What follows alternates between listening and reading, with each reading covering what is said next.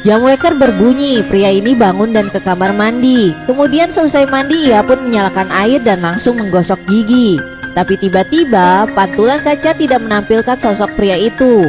Lalu pria itu pun kaget karena tidak melihat sosok dirinya di dalam cermin. Kemudian ia coba memastikan kembali lalu mendekati cermin, tapi tetap tidak melihat bayangannya di dalam cermin. Kemudian ia pun berlari ke dalam kamar untuk memastikan kembali melalui cermin di dalam kamarnya. Tetapi hal serupa pun terjadi, ia tetap tidak melihat bayangannya di cermin. Lalu ibunya masuk ke dalam kamar dan hanya melihat pakaian anaknya di lantai. Ibunya tidak tahu kalau anaknya masih berada di dalam kamar. Tapi anjingnya melihat si pria itu dan mendekatinya, kemudian menggonggong. Sang ibu pun yang berada di sana hanya melihat anjingnya yang menggonggong tanpa melihat ada seorang pun di sana.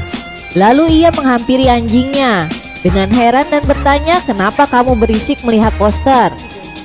Kemudian ia duduk di tempat tidur dan mengambil handphone dan menelpon ibunya dan berkata ia tidak berada di rumah.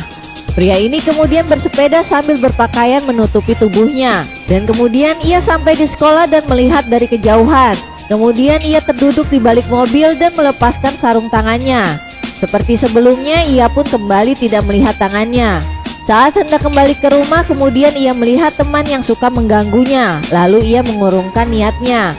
Lalu ia melepas semua pakaiannya dari balik mobil dan beranjak berjalan ke sekolah. Dan ternyata mereka semua yang berada di situ tidak melihat keberadaannya. Ketika berada di kelasnya, ia pun memperhatikan guru dan teman-temannya. Lalu ia melihat mainan pistol cat di dalam tas temannya yang biasa dipakai untuk menjahilinya. Kemudian ia pun menghampirinya, lalu mengambil mainan pistol itu dan menembakkan ke papan tulis dekat gurunya. Kemudian melemparkan pistol tersebut ke arah temannya.